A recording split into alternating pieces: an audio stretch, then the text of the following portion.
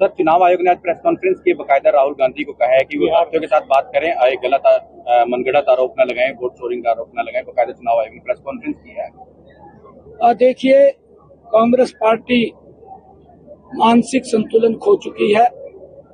मैंने कहा है कि वो 55 सालों में जिस गति से देश को आगे बढ़ना चाहिए था या समाज को आगे बढ़ना चाहिए था, वो नहीं बढ़ पाया। गांधी परिवार जरूर बढ़ गया, बाकी नहीं बढ़ा कोई, या उसके नजदीक के बढ़ गए। ये फ्रस्ट्रेशन में है। अब क्या करें, मोदी ने रास्ते बंद कर दिए। ये पहले खाली ताड़ियां बजवाते थे, ताड़ियां बजवा का वोट ले लेते और खाली घोषणा करते थे और होता कुछ नहीं था। उसमें लीक होकर के भ्रष्टाचार में चला जाता था। इनकी तरफ घुस जाता जाएगा भ्रष्टाचार।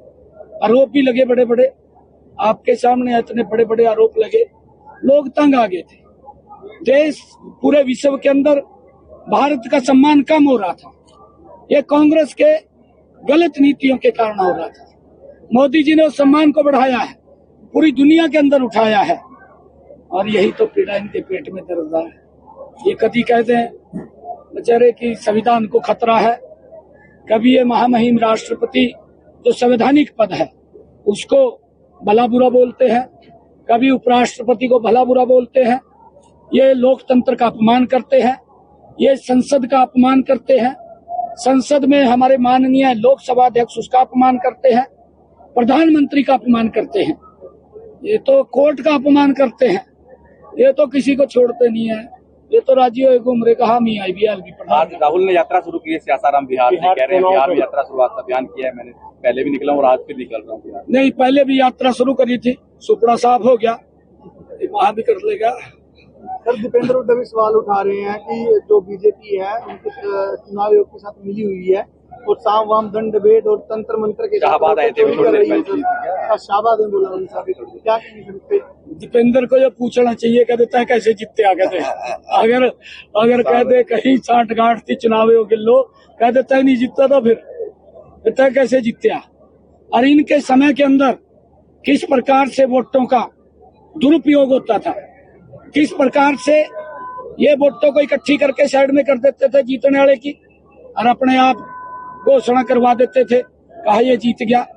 ये लोकतंत्र को दबाने का काम करते थे, ये अत्याचार करते थे ये लोग। परंतु मोदी जी ने जो ये ट्रांसपेरेंसी वोटिंग हो रही है, किसी को कोई अगर शक सुबह है 4 बार देख ले भाई, 5 बार देख ले, तेरे तो सामने मशीन रखी है, कोई दिक्कत आ। परंतु इस प्रकार के आरोप लगाने ये दुर्भाग्यपूर्ण है, और दुर्भाग्यपूर्ण इसलिए है क्योंकि कांग्रेस समाप्त हो चुकी है। अब तो ये समाप्ति की तरफ है, देश ने नकार दिया है, इनका कहीं भी कुछ बटने वाला नहीं है। बिहार के अंदर भी इनका सुपड़ा साफ होने वाला है। लंबे समय से ये बिहार के अंदर नहीं जा पाए। ये तो बेचारे कुछ समाज को तोड़ करके इस प्रकार की बातें करते हैं जिससे थोड़ी वोटें ये ले लेते हैं, परंतु अब समाज समझ चुका है, वो भी टूटने का काम नहीं करें। सर, मनीषा को लेकर एसपी का आपने ट्रांसफर कर दिया, मगर वहाँ पे विपक्ष बार बार हो हल्ला कर रहा है, उसको न्याय नहीं मिला है, जबकि आपने एसपी का वहाँ से ट्रांसफर भी कर दिया है। आज बकायदा जेपी चौटाला गए, तमाम पार्टी के लोग जा रहे हैं, आपकी पार्टी के जेपी दलाल जा रहे हैं, पर उस बेटी को इंसाफ नहीं मिला। बिल्कुल इंसाफ मिलेगा बेटी को। हमारी बेटी है, वो हमारे परिवार की बेटी है, उसकी जांच चल रही है, जल्दी 1-2 दिन में क्लियर हो जाएगा। मैं ये कहना चाहूंगा कि मनीषा और मनीषा के परिवार को न्याय देना हमारी सरकार का दायित्व है। कोई भी व्यक्ति होगा वो बचेगा नहीं, उसके खिलाफ सख्त कार्रवाई होगी।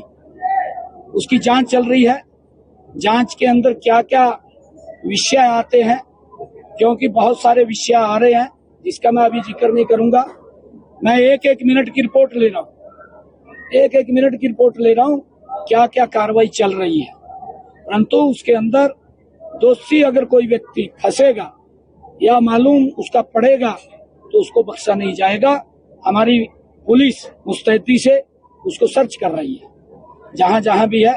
कई लोग बैठा भी रखे हैं, जहां जहां वो गई है मनीषा, उन सबको बैठा भी रखा है, या फोन के ऊपर कोई बात हुई है उनको भी बैठाया हुआ है, उनसे पूछताछ चल रही है।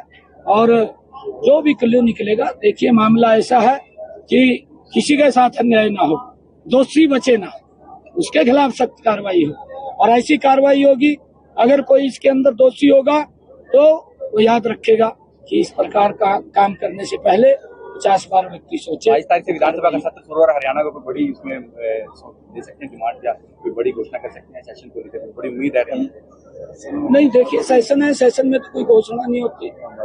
घोषणा तो हम जाकर के कर रहे हैं। आज भी कई करोड़ों रुपए की घोषणाएं नरवाना के अंदर हुई है और मैंने लगभग 218 करोड़ रुपए के विकास कार्यों को आज शिलान्यास उद्घाटन भी किए हैं।